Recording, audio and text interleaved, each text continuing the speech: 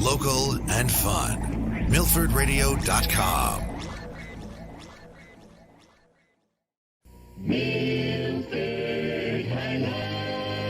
It's the world's fastest ball game. Super Sport, Super Sport. Championship players climbing the wall, slamming to the floor, chasing a rock-hard ball. With Quinela's Exactas Trifectas, Milford Highlight, all for $1.75, day or night. The Connecticut Turnpike, exit 40, night 7:30, Saturday 7, matinees at noon on Wednesday and Saturday. Milford Highlight, your best bet for excitement.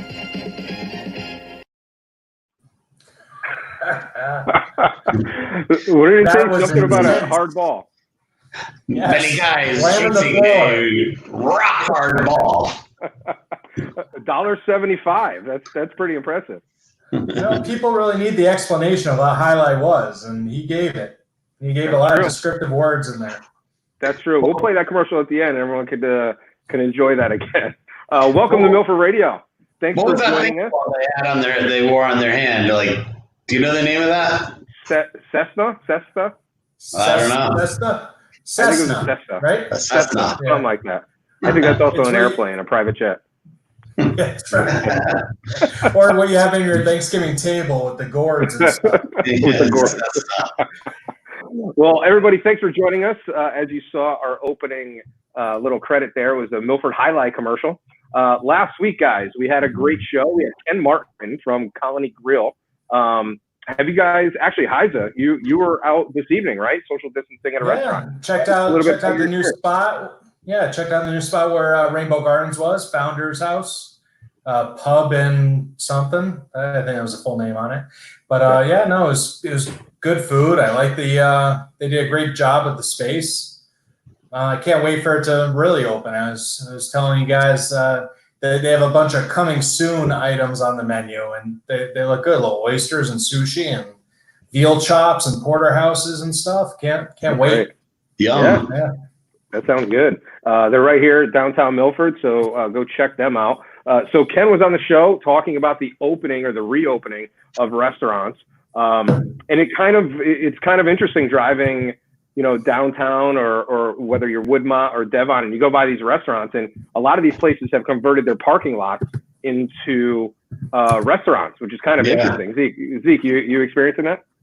Yeah, I went to Brewport last Friday with a few people from work for lunch, and we sat out in the parking lot under a tent. But they had it all laid out, and they had really good social distancing and no touch techniques and all the good stuff. So that's cool. It's so funny, like how far we've come. Like before all this, God forbid you walk out with like a half-finished beer. Now that everyone's handing out like growlers and like buckets of margaritas, and you get to sit in the parking lot and drink and eat and on the sidewalks. Yeah, hopefully these rules stay.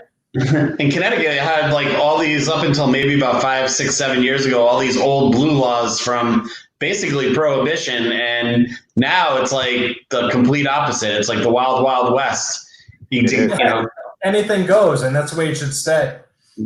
Yeah, I that's something that would be pretty interesting to see how many of these laws, to-go cocktails, all that stuff is going to stay. But I mean, it's good for the economy, it's good for the restaurants, and hey, if you can do it now, you should be able to do it later.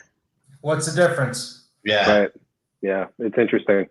So, hey, we always want to hear from you guys. I'm going to post the link in the comments, and that doesn't matter if you're watching on YouTube or if you're watching on Facebook. I'll put the link in there. It'll put you into our waiting room here on this technology. But we always want to hear from you. Chat with us live. You don't have to come on, but always follow us. Follow us our Facebook page and our YouTube page, so you'll be alerted when we're going live and all that kind of stuff. A little later in the show, we will have the president of Milford Oyster Festival on the show. I think everybody knows that the Oyster Festival was canceled. But also the lobster bake, basically anything to do with outdoor gathering at that kind of level has been canceled.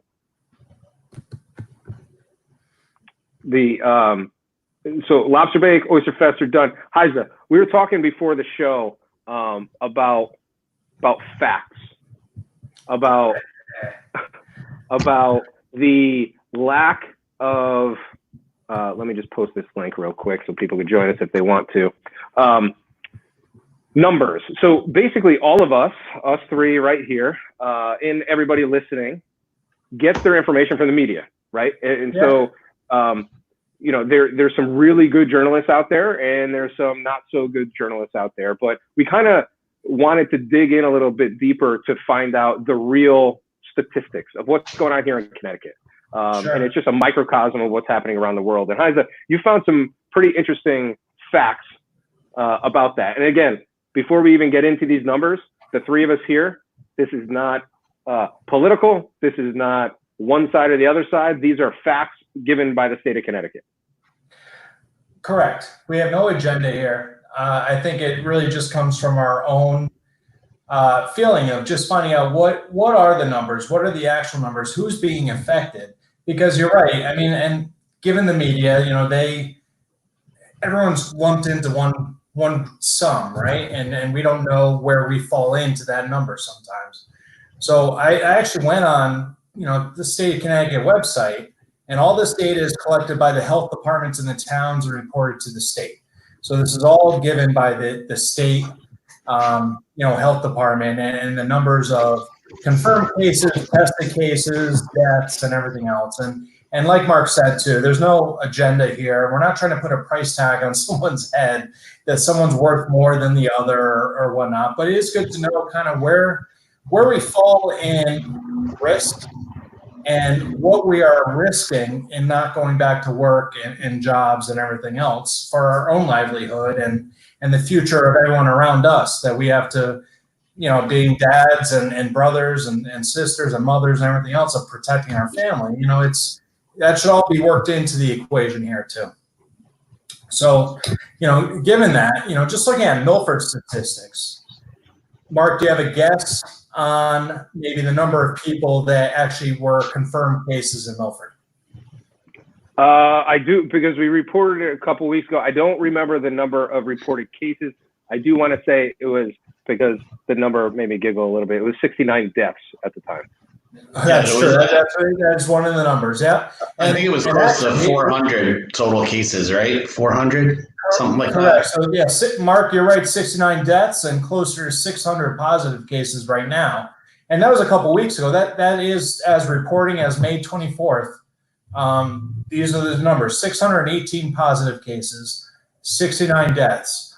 Of those cases, 207 were from nursing homes in Milford. 49 of them were from the nursing home as well, being 75 years old and older. So out of the 69 deaths, 49 of the 69 deaths were from nursing homes in Connecticut. In Milford. So, wow. I mean, obviously, any death is sad. We're not trying to, you know, come across as crass or just as not caring. You know, it sucks. This isn't something that we would wish upon anyone. But maybe there are ways to prevent it in a better way for the whole, rather than everything shutting down for a smaller percent of the population. But right. You know, that may be an argument to be had later on. You know, statewide. Sorry, go ahead. No, I was just going to say, in Milford alone, just to get back to facts and just numbers, the fact is, as of May, I don't know, a couple weeks ago, 20 people in the entire city of Milford died from COVID that were under the age of 80.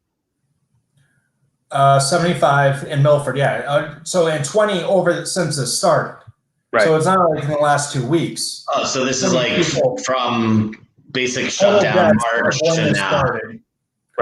Correct. So, wow. And of those, you know, we had 82 cases at Golden Hill, 18 people passed away. 78 cases at Milford Health and Rehab, 27 of those people had passed away. So right there is the majority of the total deaths in Milford, all stemming from being within the confines of a nursing home. And I mean, one leads to the other. You're in a nursing home probably because there are other issues going on. Mhm. Yeah, for sure. Yeah, you're already compromised. Yeah. Right. You're already compromised, so it's kind of no surprise there for the most part. So and it's not- is Milford a microcosm of Connecticut? Is Connecticut numbers looking the same? So if we looked at Connecticut and we just looked at the segment of population of 60 to 80 plus, so at 60 to 100 to whatever the oldest person is in Connecticut. Right now we're talking about that's about 816,000 people in Connecticut, 60 to 80 plus. Of those 816,000 people, 16,000 were confirmed cases. So that's about just under 2% of that population. Of the 16,000 cases, 3,500 deaths. Now that's a big number. You're looking at 22% of the confirmed cases of 60 to 80 plus passing away. Right. But if you actually look at within that segment of 80 years old and older, so we had 3,500 deaths. 80 years old and older, those deaths were 2,200. Wow. Of those 3,500 were 80 years old or older. So 65% of the 3,500 deaths in that age demographic were 80 years old and older. So if you really look at the total number of deaths, of course, Connecticut's coming up on that number of 4,000 for the total state. 3,500 of that 4,000 were 60 to 80 plus. Wow. 2,200 were 80 years old and older. Wow. If you look at the 30 to 59 range, again, I'm sad to see anyone pass away. Right. 18,500 confirmed cases from the ages of 30 to 59, 224 deaths. So that's about 1.2% of the positive cases that passed away. That's out of a population of just under 1.5 million. Wow. So out of 1.5 million of people in their prime working years in the state of Connecticut, there's been 18,000 positive cases and 224 deaths. I know we're all in it together, and I think you could actually drive a lot of points home in either direction in this. It's not meant for it's not meant for debating or anything what is right, but a number of these 30 to 59-year-olds are helping out the older population, and whether that's working, providing services, providing paying into the systems that are supporting a lot of these people. There's probably a case to be made that opening up the doors to possible the younger population of going back to work and segmenting those that may be at risk. And one of the reasons that, Chris, you really looked into these numbers is we have a little text thread that we go back and forth on talking about what we're going to talk about on the show. And I sent the Milford Patch had an article, and I think it came out today or yesterday. I think it was this morning. But I woke up and I was just going through my stuff, and I saw this article. And the title of the article, the headline is "Coronavirus Hospitalizations Rise in Connecticut Over the Past 24 Hours." And I'm like, holy shit, I didn't realize that. I thought our numbers were coming down. So it got you quick though. Right. So I clicked because I'm like, okay, I will find myself guilty sometimes. I just read the headline and I just believe it. I'm like, okay, of course, sure. That makes sense. So I opened up the article, I read it, and it said over the past 24 hours, they had an increase of five cases across the state of Connecticut, which is 3-point-something million. Basically, it's like one per county. If you really want to split it up or whatever. That's unbelievable. Yeah. And I was pissed. Like I read it and I'm like, first of all, they got me. I read the article, so I went to their site and I got to see their advertisers. So they made a couple dollars. And Absolutely, I'm like, 5 people in the state of Connecticut, the state got it, and they said that there's a dramatic increase in coronavirus in Connecticut. So that's what kind of opened up this conversation to kind of look into what the real numbers are, not have national media or even our local media tell us what we should be thinking, but looking at facts. And it is kind of eye-opening to say, make your own assumptions from it. I feel, if anything, the silver lining over the last 8 weeks is that we are able to adapt. That I don't want to say that our norm now is what our norm will be moving forward, but I'm okay being 6 feet away from people now. I'm okay wearing a mask into stores. I'm okay, knowing that, I can't sit at the bar right now. That's fine. But for the businesses that have been ready, last week we talked about the salons and barber shops. Yep. And, for these people that are willing to get back to work and can provide that work and those services in a professional and safe, responsible manner, let them. And that's my own opinion. Like, you can open up, you're acting. And for the people that may be at risk, maybe we have to look and be like, all right, maybe I'll wait a couple more weeks for that haircut. Yeah. Or maybe, I'm not ready to enter what we need to do right now. But for the people that are ready and are responsible, and I know that's a word that's thrown around and people maybe take that a little lightly because there are plenty of people that will abuse the circumstances. For sure. And it doesn't matter what the situation is. Either affect us or affect us. I don't know. If you really look at the numbers, they don't really dictate that, if we looked at 60 younger, that's a good percentage of our population in the state of Connecticut. And if we have a responsible manner, we could still get the job done and push the economy forward because we're going to need to survive past this. Yeah. And, now, but why wait sometimes? Yeah, and like we were talking about prior to the show, what's going to be interesting to see is, now that restaurants and everything is starting to reopen, with that demographic area of 30 to 59, to see if cases do increase because we are opening, with a 2-week, what do they say, a 2-week incubation period of the virus, that basically starting this past week. It'll be interesting to see if any of those mid-range numbers go up, from here on in too. Yeah. And you know what? We are going to see those numbers go up. It's inevitable. We're coming into contact and everything else. But I think if you still look, and I don't have a medical background, neither does anyone else here. So we may be talking out of turn a little bit, but 18,580 confirmed cases from 30 years old to 59, 224 deaths. Let's just say that number doubles. We got 36,000 people confirmed for death. We're looking at 500 deaths, or 36,000 confirmed cases, 500 deaths. We don't want to see that number double, but that's still 1.4 million people that are back to work for various reasons, jobs, services, just a number of things that are active members of our community and raising money for our community and contributing and donating to our community. People that aren't working aren't willing to donate.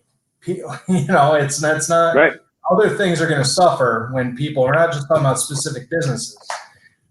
We're talking about people's ability to contribute to the community in a giving way too. We got to get back in a couple months when it comes fall time and people are not getting their jobs back, and the mortgage companies and the credit card companies are going to be reaching out their hand and saying, okay, we gave you some lenience, now we need to get paid. It's going to be a tough situation, and with that kind of concept of being in a tough situation, I want to bring in our first guest. We're excited to have him tonight. With COVID hitting us and these conversations, we really have been, maybe not everybody's been thinking about the mental health of everything. We know some people lost their jobs, but how about the mental health of our society, of our children, of our neighbors? So tonight, we're excited. Joining us tonight is the owner of Connecticut Behavioral Health, Mr. John Petrosanti. Let's bring him in. Dr. John, how you doing, buddy? I'm doing well, thanks. I'm doing well. Hey, John. Hey, Dr. John. Very insightful conversation. It's great to hear about the statistics and how they affect everything. I'm seeing it in real time with our families, with our kids, and with the school systems that I'm with. I've been with about 50 districts since this happened, talking about how we're going to re-enter in the fall, and what that's going to look like. And there's still a lot of questions out there. But the biggest issue I've seen is the amount of fear and anxiety that's coming around with our children has been astronomical. We've always had a wait list, about 6 months. I bet you I couldn't get these kids in a year. There's that many waiting to get in, all fearful, anxious, and rightfully so. But that skyrocket is huge. And I think it's been something that we're all going to be seeing going forward with, and you probably see it with your own kids at your house, like they're having emotional outbursts that they don't normally have, or they're having a little tantrum, moodiness, not sleeping, things that you don't normally see. And I think they're also seeing it in us too. Right. We're having that same issue, No, absolutely. So what do you think? What are you seeing as? I do have a few questions for you, but the children and the people that you are seeing now, is there been a common issue? Is it all anxiety? Is it are levels that you've seen before of anxiety and certain different things increasing? What would you say there? I would say it's general in that I think kids pick up a lot from their parents, and their parents are struggling too, whether it's economic, whether it's their own health, their parents, grandparents.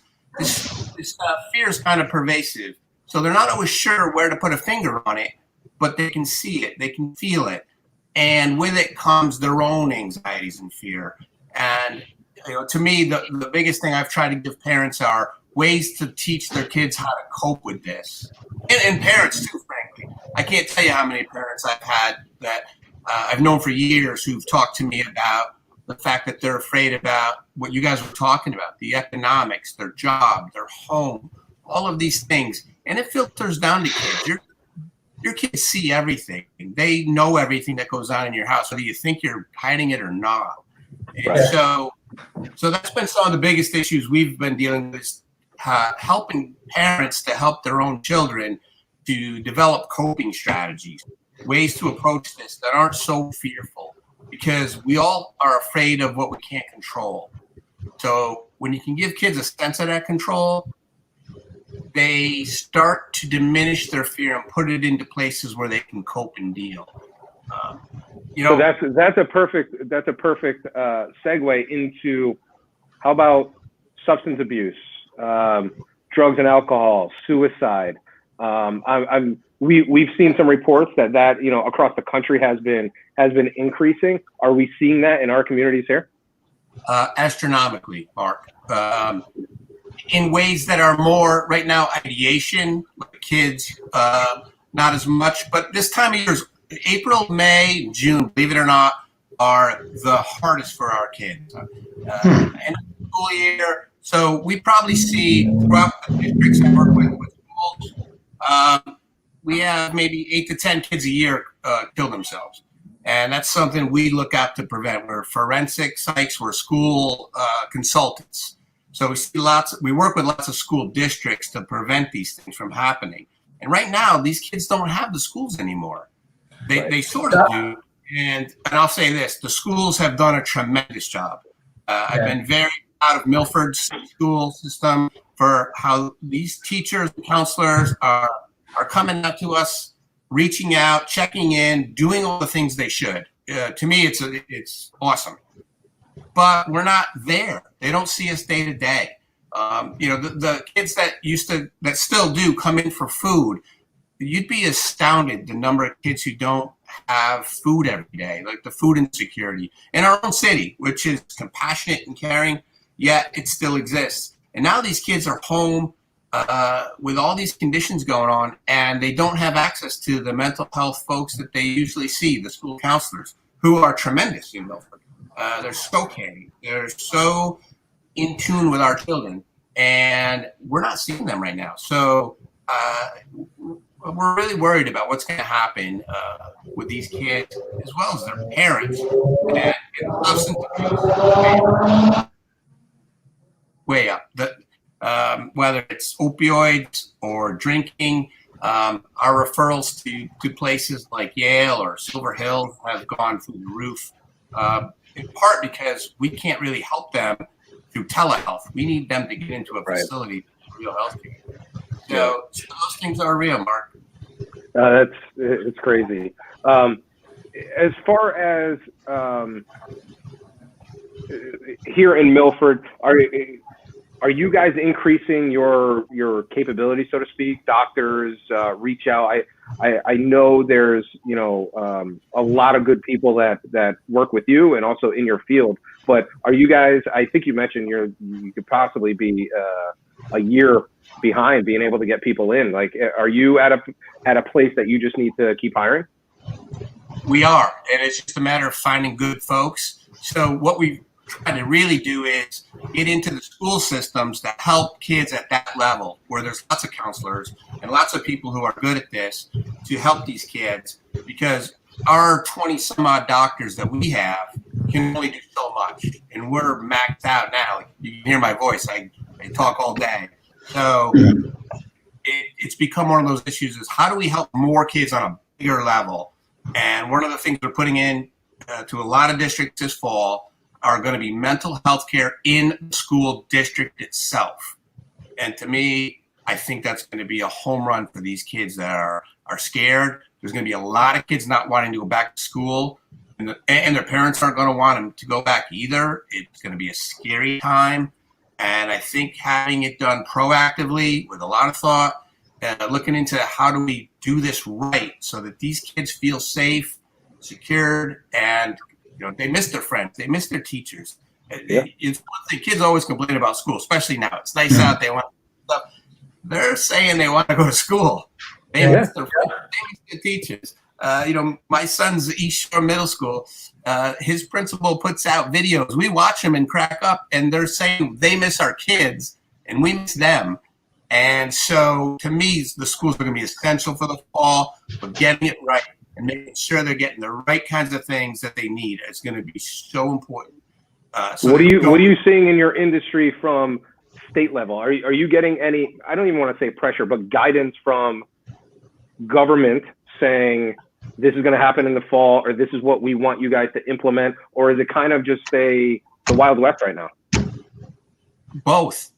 There's some kind of guidance, and I think every district's looking at what you'd expect, a hybrid, either full on back, full on electronic from home, distance learning, and some kind of combination. In my guess, and this is just a guess, I have a little insider information, but not a ton, is you're going to see that hybrid coming about where kids aren't coming back in mass, because you're going to try to social distance those classrooms. You're going to try to keep space where they can, cafeterias, classroom size, 6 feet. So if they can do 2 or 3 waves, 8, right now you need a PhD just to figure out a high school schedule,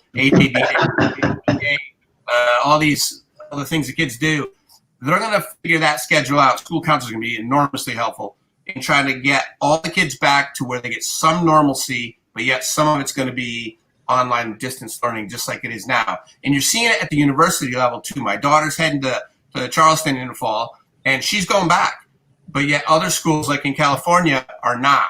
They're distance learning. So that's a whole different experience. So I think people are making this up as where you go, and you see a lot of regional differences. Charleston's in the South. They're more open to opening things up, whereas other places are a little more hesitant to do so. And so I think you're going to see schools follow the same path of what are other schools doing? What is the Secretary of Education telling our folks in Connecticut that we ought to do? And I think they'll follow suit. I don't think you'll see a lot of rogue sort of decisions made. I think people will try to be very planful in this launch in the fall. But I do think it's going to be hybrid. I really do. Right. You shared with me. Sorry, Chris, go ahead. No, I was just going to ask you, Dr. Brown, can you, I don't know, you mentioned like people of how they may cope differently or whatever. What are some tips that you could give parents to get through this and also portray the right kind of maybe characteristics or coping mechanisms for their kids? Any pointers in that regard? Chris, that's a brilliant question.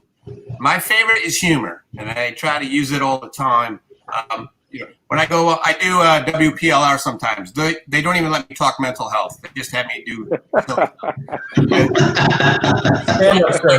people's moods. Just be silly, and to me, those kind of strategies that look, especially for children, who developmentally, you look at different ages, you're going to use different techniques.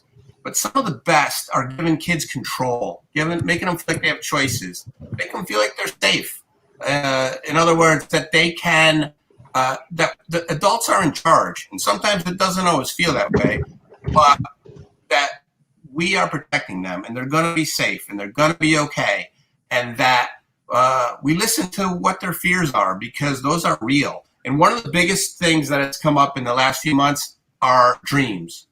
Kids never talk about dreams, really. Once in a while. But usually they want to talk about other stuff, especially teenagers. There's all the drama, whatever's going on.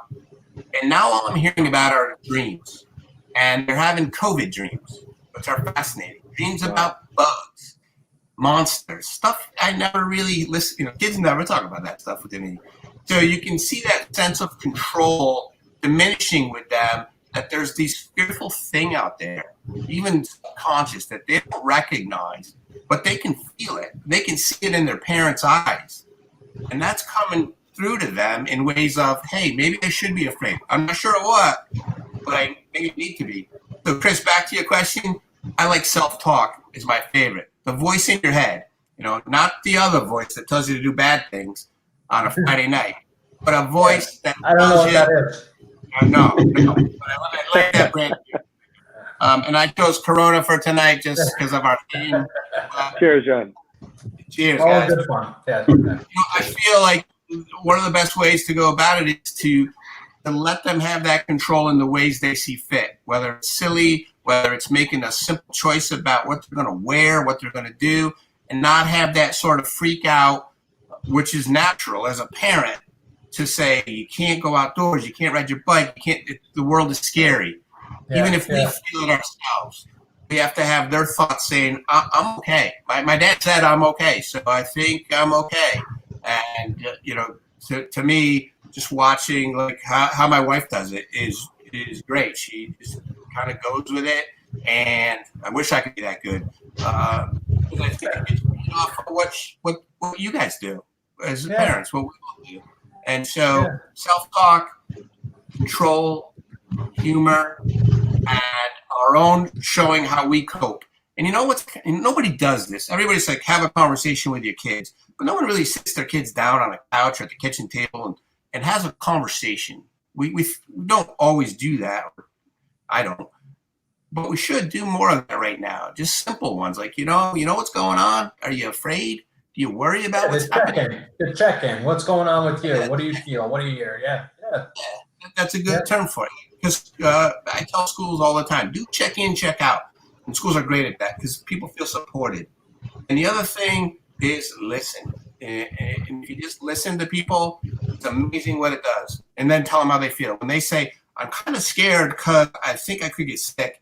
And if you say to somebody, it sounds like you're kind of worried about getting sick. They'll say, oh, my God, you're right. Like we're mind readers, like we're psychics, like somehow psychologists have this special ability. But all I did was tell you what you said to me back and showed I listened. And that can go forever. And for everybody. I think we all want to go right now about our anxieties and our fears. My daughter's a senior. She's going to graduate. She's so upset about losing senior year. Her high school's done a fabulous job of giving these kids what they can. But sometimes all she wants to do is rage and vent.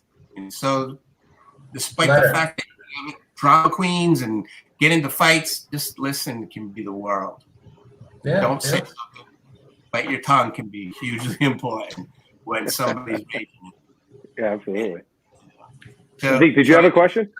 Yeah, I just like going into this whole thing and, talking about having the kids go back to school in the fall and how they're going to be, possibly tiered or not going back in mass. Do you think that if a vaccine is developed, that it will promote getting back to, I don't know, I'm going to say the old normal where everyone just goes together? Or do you think these are permanent decisions that will last, for the next year or two?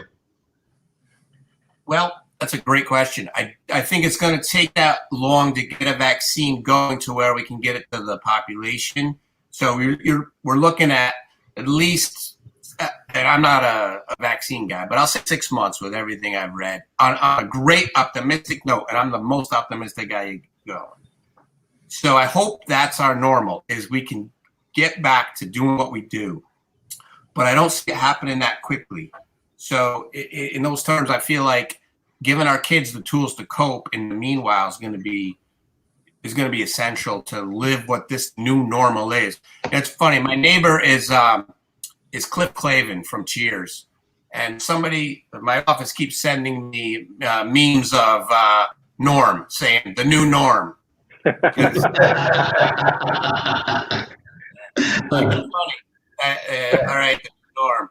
I think it is going to be the new norm for a little while. Until everybody gets their groundings, gets their bearings to what's okay. And some of it's common sense. Like, I see people with masks on in cars with the windows What are they doing?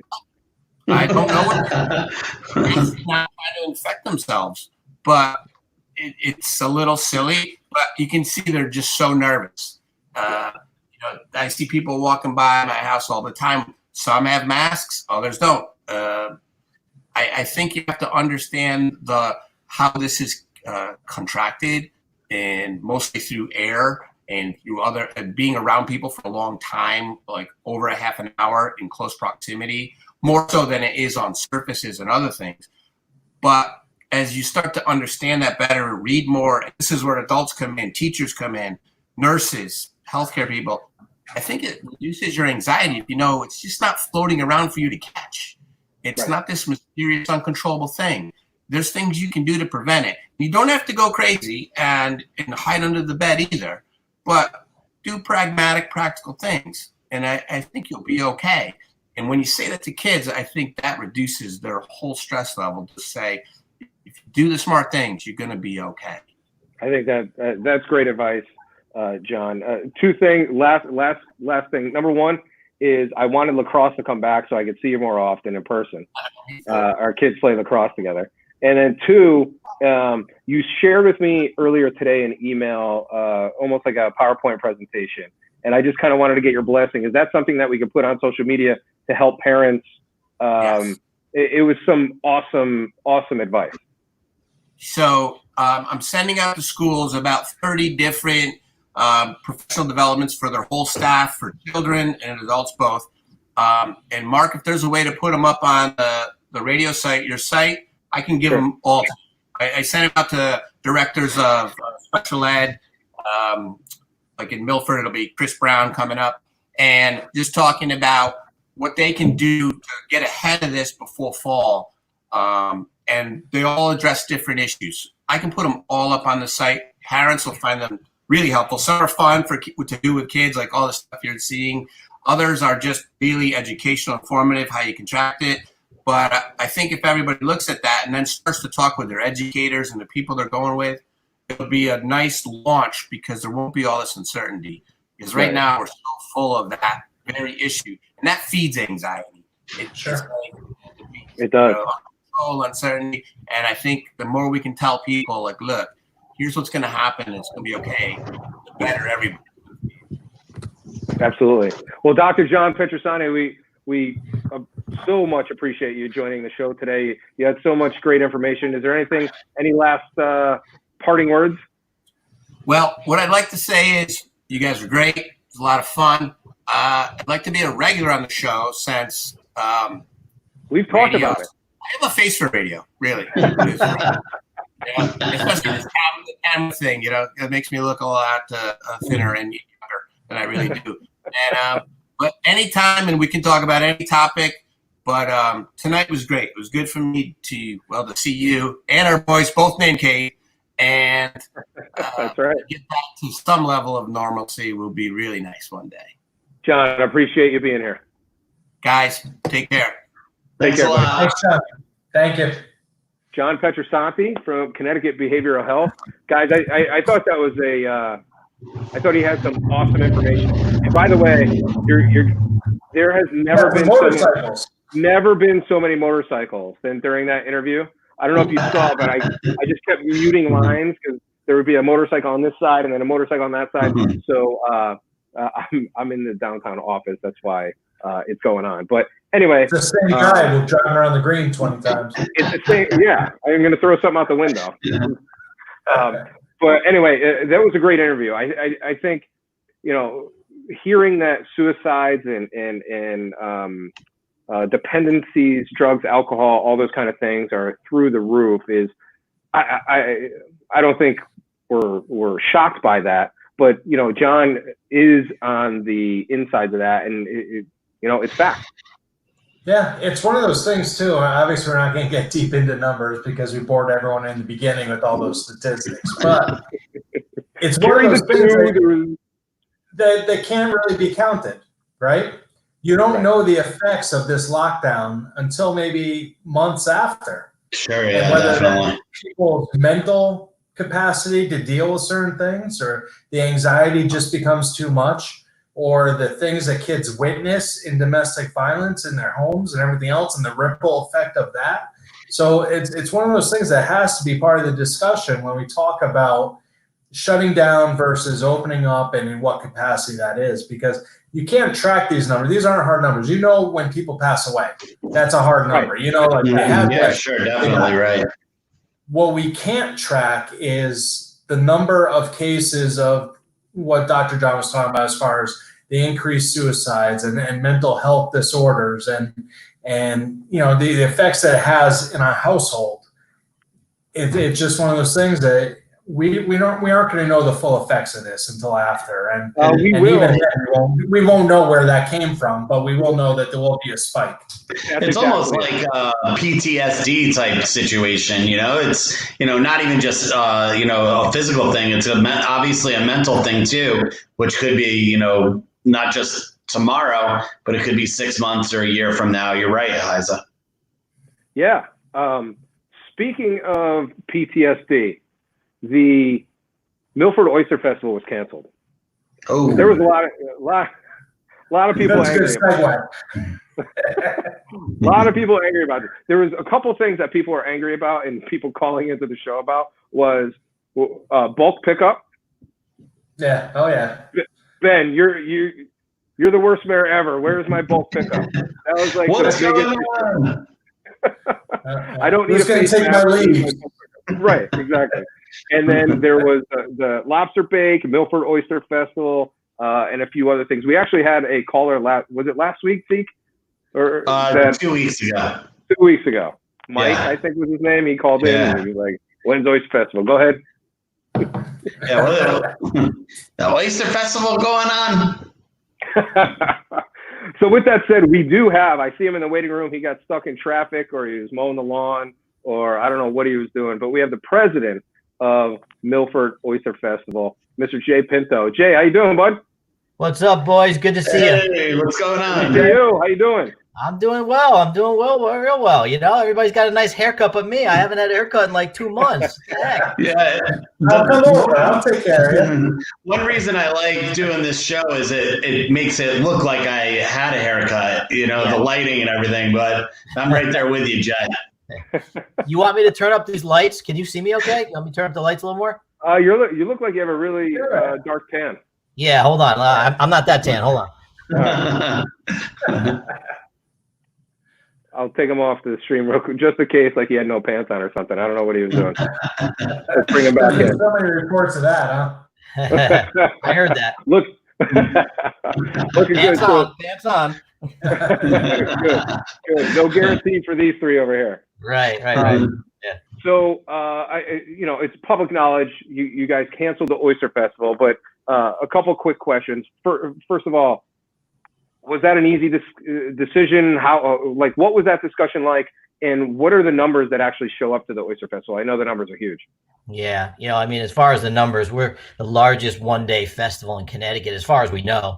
I mean, on a bad weather day, you might see 30, 35,000 people. On a good weather day, it's north of 40 or upwards of 50 on a year like we had Brett Michaels. So it's big numbers for one day. That's huge.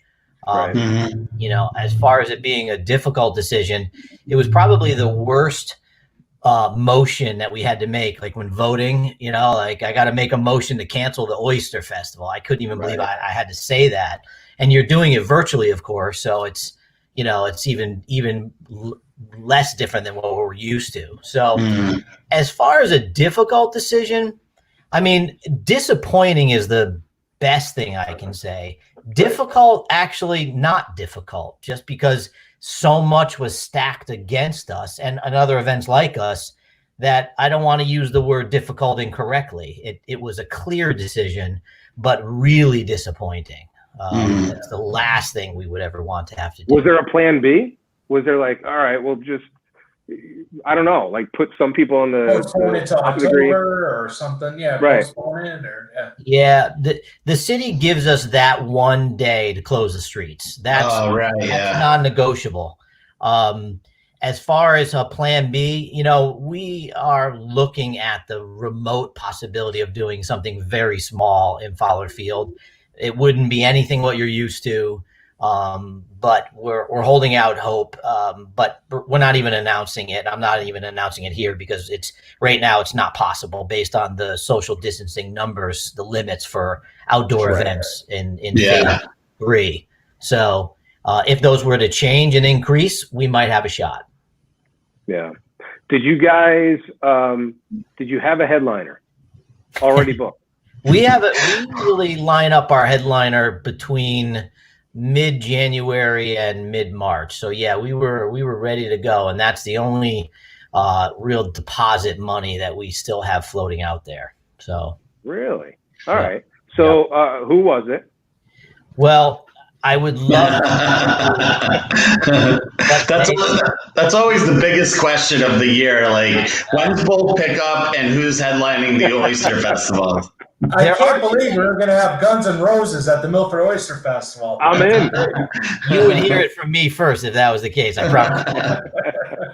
There's a good chance the band that we lined up will be there in 2021, and that's what we're kind of working out with them now. The concert industry, as you know, is completely in flux. Yeah. And what we're finding is a lot of the promoters and the bands and the venues, they don't want to go to the fine print of every contract that says you owe my deposit back or get lawyers involved. Everyone kind of wants to do the right thing for everybody because everybody's in the same boat.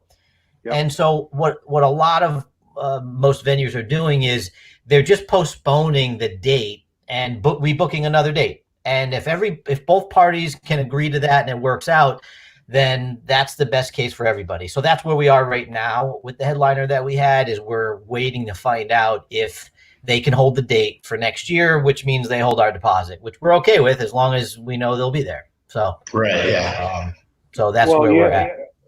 You have the money that you raised last year for this year. Am I getting feedback? A little bit, yeah. Not on my end. You're good. Okay.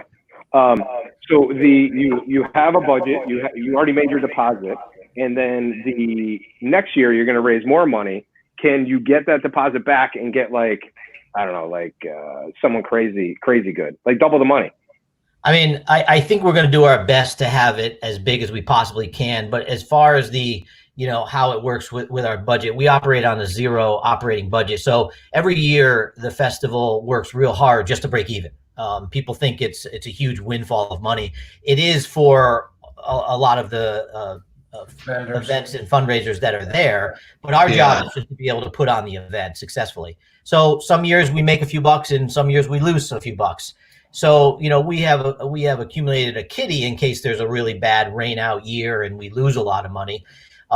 So in terms of, we weren't really able to raise any money this year because I didn't even have the heart to call a lot of sponsors, to be honest with you, because their doors are closed.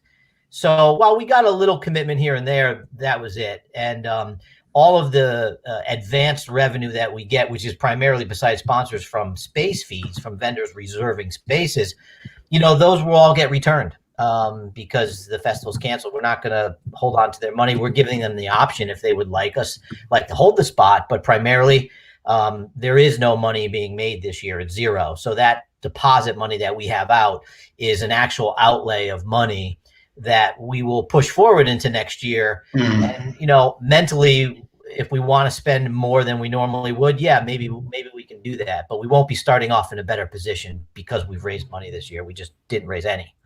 Is it Lionel Richie? No, he doesn't fit the rock genre. So That's true. Yeah. But anyway, so that's where we're at. I mean,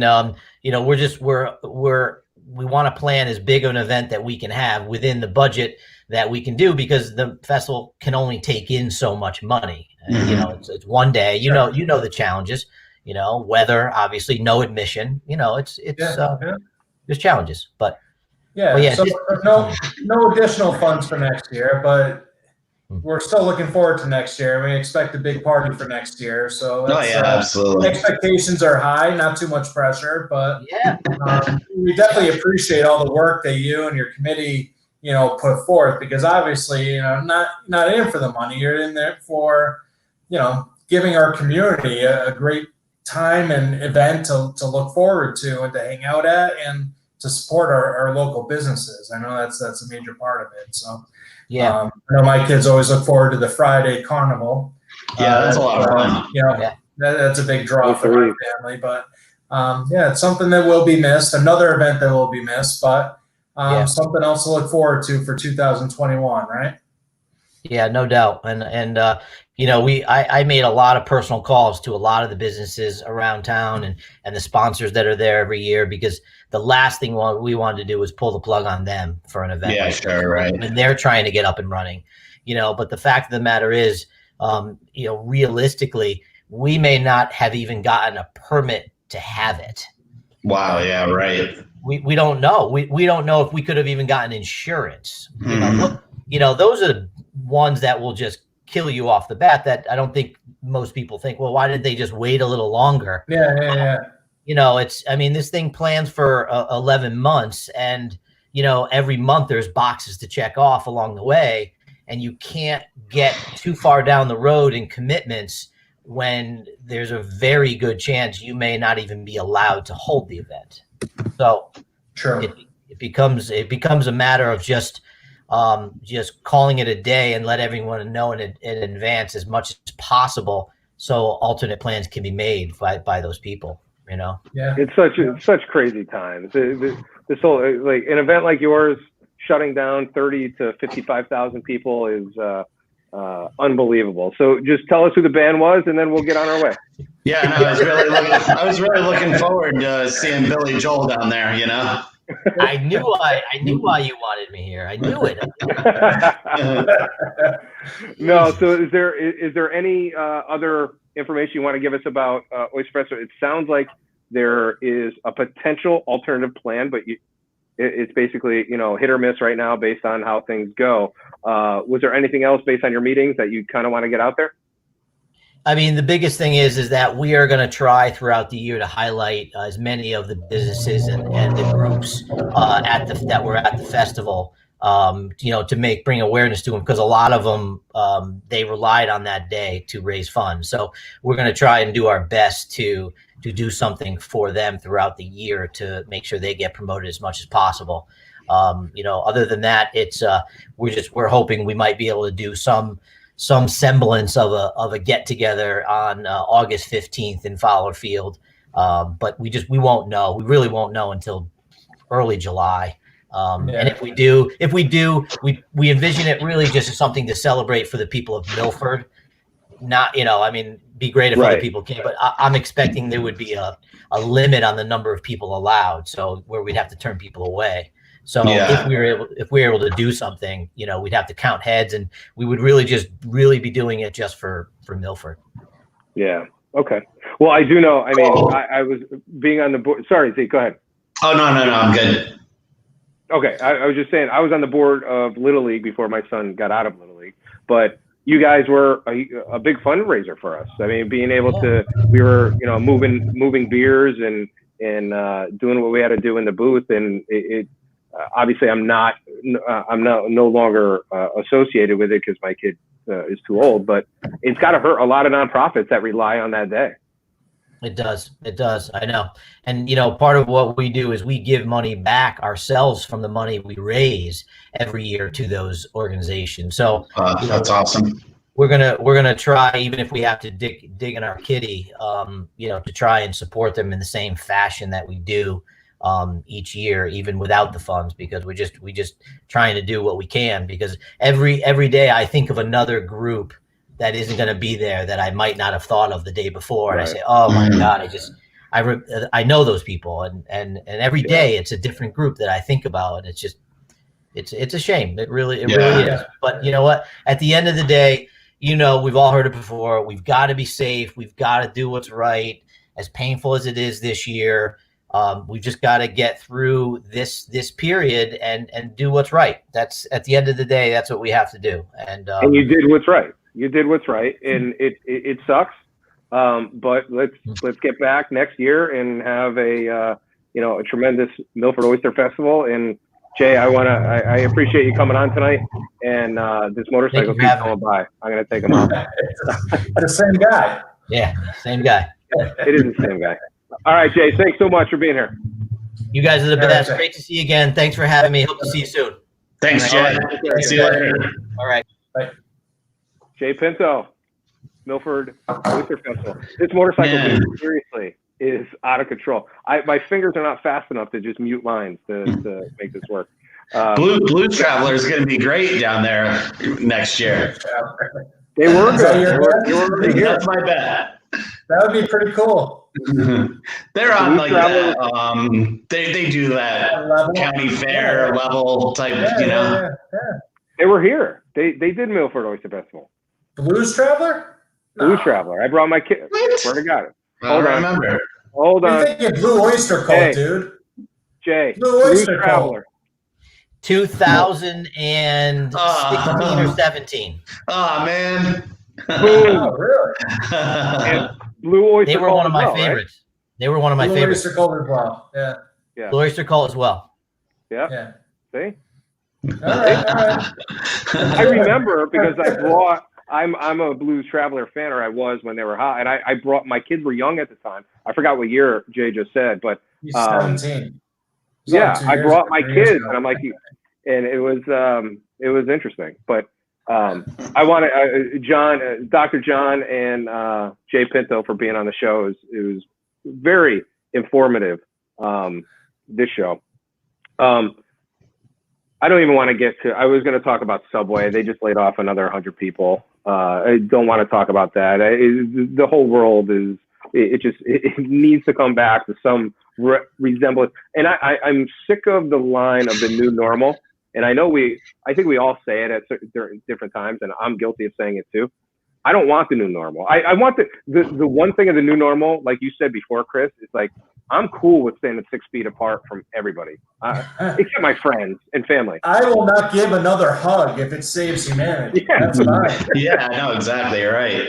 Or blowing out a candle. Like, there's certain things I consider the new normal, but as far as like going to work, going to school, all the things that we've lived our life through, I don't want it to be the new norm that my kids are not going to see their friends and not play sports in the summer and not go to school. Like, that's not a new norm. It's not a norm, and it's not going to be, in my head at least. Yeah, it's a lot thrown at us at once, and I think we're just kind of waiting to see where it all falls and what we take into it, like what we pick up and use for the future, and what we're going to adapt to. And it'll be interesting to watch. Hopefully, in 10 years, we can look back and be like, "Holy beep!" Yeah, we got through that, and look where we are now. Yeah, I mean, it's pretty much inevitable. There's just going to be like mandatory in stores, restaurants, everything, like cleaning stations, like hand sanitizing stations, and like that's going to be like a guarantee. I like that. Which isn't a bad thing. That's not a bad thing. No, People not at at all. Walmart will be taking their baths there. That's a good new norm. That's fine. Yeah. I'm talking normal stuff. You know, I want to go back to work. I want my kids going back to school. Yeah. You know, so whatever. Guys, awesome show today. A lot of information from Dr. John, from Jay Pinto. We have, as a society, and actually Chris Hyde is doing the research. Yeah, Great that was numbers good, Chris. today. Thanks for doing You that, know? Chris. If anyone's interested, that's right in the Connecticut website there. You can find all that info right there. I didn't pull numbers out of my beep. You know, those But are we right talked off about it there. before the we talked about it before the show. Is that, and I'm guilty of it. I accept the information from the news people, and I never look for myself. And you're like, I'll just go to the Connecticut website and see what, you know, people are reporting in, and those are facts with no opinions behind it. It's just numbers are numbers, Just true numbers. and that's it. Right. So, guys, appreciate you being here with us today. We're a little over our time, so we're going to close out with that Milford highlight commercial. So if you're still watching, take a look at these next 30 seconds, and then we'll see you next week. Anytime you guys want to email us, it's milfordradio@gmail.com. Get on the show, and we'll see you next time. Boys, peace out.